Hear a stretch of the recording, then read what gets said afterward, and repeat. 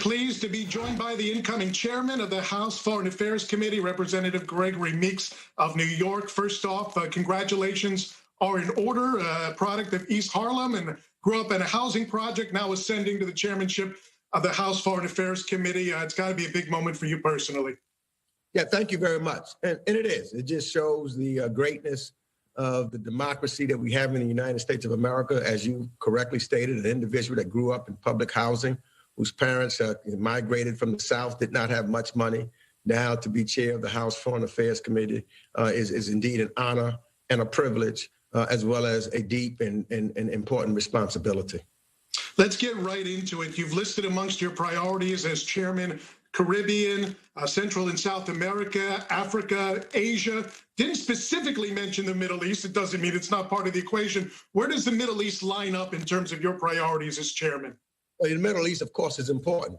I mentioned the others just because they had hardly or rarely had been mentioned, in the past. I just thought that it was important that we're going to push those things up. But clearly, the Middle East is of deep concern and something that the committee will work with, and the House of Representatives will have to work and try to work so that we could forge a true peace in the Middle East, would help us all. And so we'll definitely be focused on the Middle East and trying to make sure that we get some progress there. There is a rapidly changing Middle East here, and you came out with the signing of the Abraham Accords and said it marked a milestone in the region. There are others within the Democratic Party who have been saying for a long time that peace with the Arab world wouldn't come before peace with the Palestinians, and even still have kind of pushed off the recent developments as ho-hum, it happened, but it's not a big deal.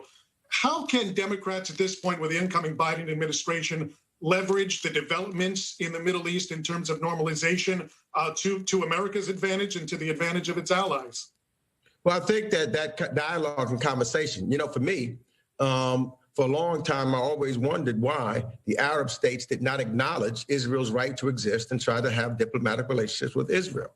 That then, I think, emboldened the Palestinians not to come to the table so that we can really have a dialogue with regards to a two-state solution. With the Arab nations starting to come together with the Abrahamic Accords, that makes a tremendous difference. And it is my hope that they then will also sit down with the Palestinians and say, you've got to now come to the negotiating table. I think that is the way that we finally get to a true peace in the Middle East, where we have a two-state solution. We have diplomatic relations between the nations in the Middle East, where they are trading with one another and helping one another, as opposed to having the kinds of wars and fights and attacks that we're having right now. Mr. Chairman, I want to give you an opportunity to clarify some things that you said over the summer with regards to aid to Israel. You'd said, as you were vying for the chairmanship, you said that you would not take the leveraging of U.S. aid off the table in terms of whether Israel would annex or apply sovereignty, depending on your point of view, to lands in the West Bank, Judea and Samaria. Where exactly do you stand on that particular issue? The MOU, the understanding, the money, the agreement that the Obama administration put as far as defense of Israel is off the table. That agreement has to be abided by. We should not, take any money off the table where Israel has, because Israel has the right to defend itself. They're our close ally, and we want to make sure that they have the resources to defend themselves from attacks from anyone else. There was an MOU that was entered into. That MOU is non-negotiable. Speaking of diplomatic channels, it seems the Palestinians want back in with America are willing possibly to amend its pay-for-slay policy, where it pays the salaries of terrorists who kill and maim Israeli citizens. It looks like they'll go about it a different way. Rather than paying based on the length of the prison sentence, they'll pay it based on need.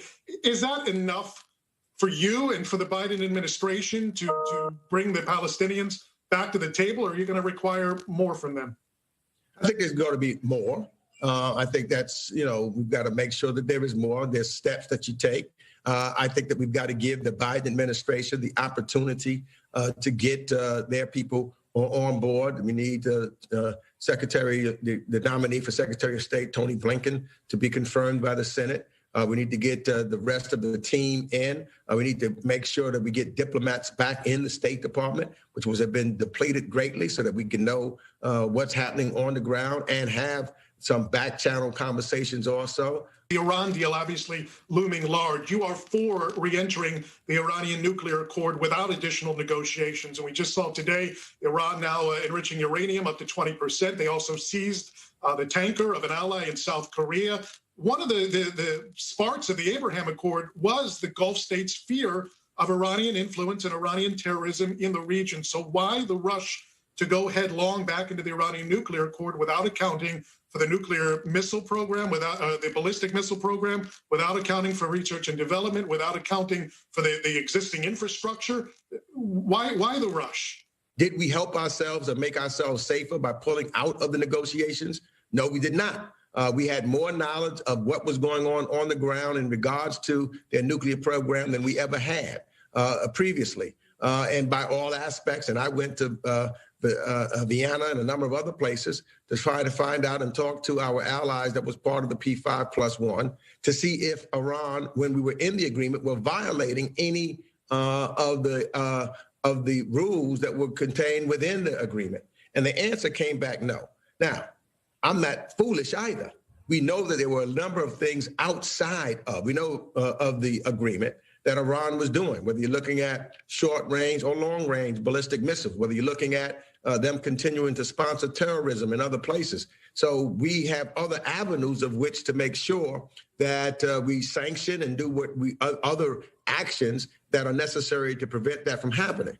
So my eyes are always on the other nefarious acts of the Iranian government and what they're doing in other places where they are endorsing and or supporting terrorist actions. And we've got to deal with that. But the agreement has one focus: make sure that they don't have access to a nuclear weapon, and for us to get as much information that of what's happening on the ground in Iran in regards to their trying to enrich plutonium so that they can have a nuclear weapon. Speaking of the arms race, you are against the sale of arms to the United Arab Emirates, one of the proponents of the Abraham Accords. UAE trying to contain Iran. Why not give Israel's allies, let alone America's allies in the regions, the opportunity to contain Iran through the use of arms sales? Well, because we agreed that we would always make sure that Israel had the qualitative advantage in regards to the sophistication of weapons. Even though Israel's in favor of this arms sale? Don't know what happens in one of the Arab states if there's something that goes wrong there. Then they have the weapons already, and then they would have the qualitative advantage or level playing the field in regards to those weapons. So, I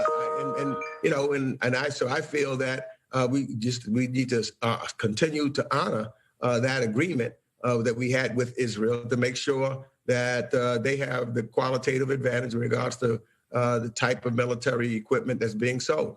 I